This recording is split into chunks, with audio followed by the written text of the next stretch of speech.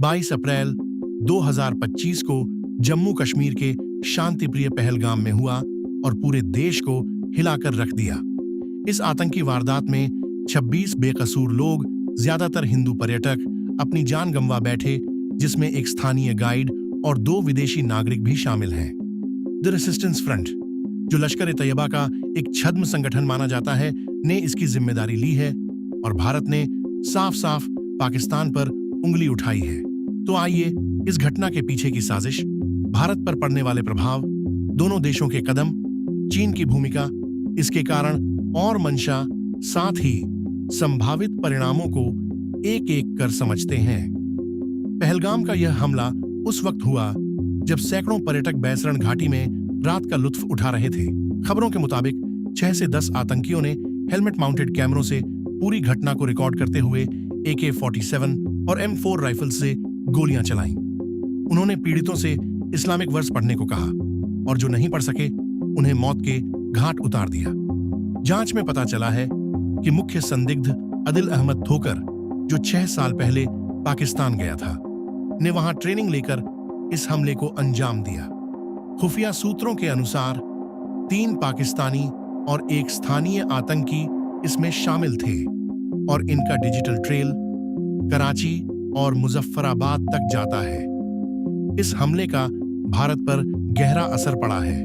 कश्मीर का पर्यटन, जो पिछले कुछ सालों में पटरी पर लौट रहा था, एक झटके में ठप हो गया।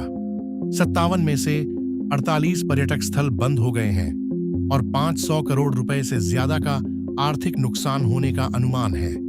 स्थानीय लोगों की आजीविका खतरे में है और हिंदू पर्यटकों को निशाना बनाए जाने से सांप्रदायिक सौहार्द पर सवाल उठ रहे हैं। कश्मीरी छात्रों को देश के अन्य हिस्सों में उत्पीड़न का सामना करना पड़ रहा है, जबकि विपक्ष सरकार से सुरक्षा में चूक का जवाब मांग रहा है। पीएम मोदी की आतंकवाद मुक्त कश्मीर की बात को भी यह हमला चुनौती दे रहा है।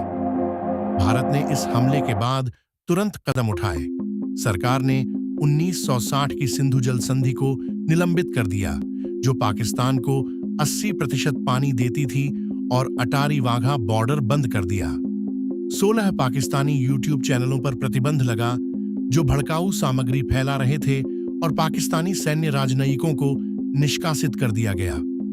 रक्षा मंत्री राजनाथ सिंह ने पीएम मोदी को स्थिति से अवगत कराया और सेना को जवाबी कार्रवाई के लिए पूरी छूट दी गई। कश्मीर में 4 आतंकवाद विरोधी अभियान चल रहे हैं, संदिग्धों के घर ध्वस्त किए गए और संयुक्त राष्ट्र में भारत ने पाकिस्तान को अराजक राज्य करार दिया। दूसरी ओर पाकिस्तान ने अपनी वायु सीमा और व्यापार बंद कर दिया, भारतीय नागरिकों के वीजा रद्द कर दिए और LOC पर 5वें दिन भी गोलीबारी की।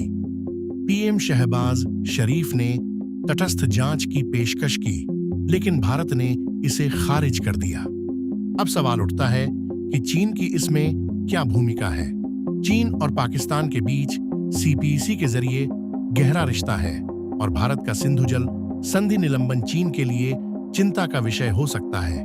हालांकि कोई ठोस सबूत नहीं है कि चीन ने सीधे हमले का समर्थन किया, लेकिन कुछ विशेषज्ञ मानते हैं कि उसने ISI को ट्रेनिंग या हथियारों में अप्रत्यक्ष मदद दी हो सकती है।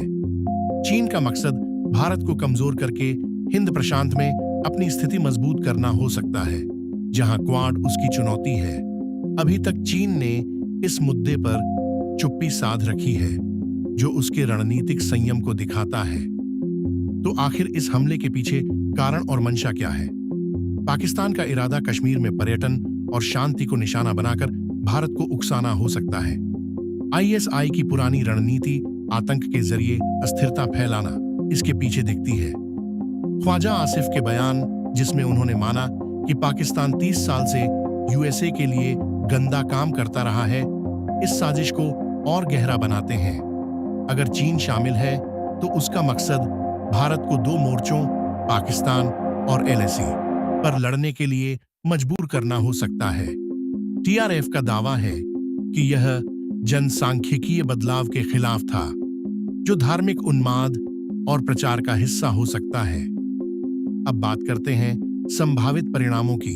अगर भारत सैन्य कार्रवाई करता है, जैसे 2016 के उरी सर्जिकल स्ट्राइक या 2009 दा बालाकोट, तो पाकिस्तान जवाब देगा और सीमित युद्ध की 40 से 50% संभावना है। चीन की निष्क्रियता इसे नियंत्रित रख सकती है।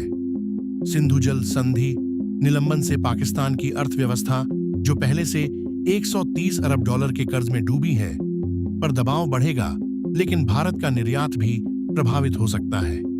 अंतर्राष्ट्रीय समुदाय जैसे संयुक्त राष्ट्र और कनाडा ने निंदा की है, जो भारत को नैतिक समर्थन देगा, लेकिन पाकिस्तान पर कार्रवाई सीमित रहेगी।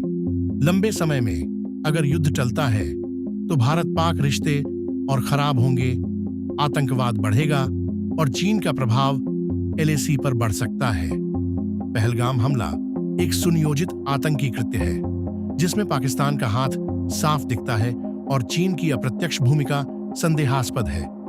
भारत ने सख्त कदम उठाए हैं, लेकिन पाकिस्तान की रणनीति इसे और जटिल बनाती है।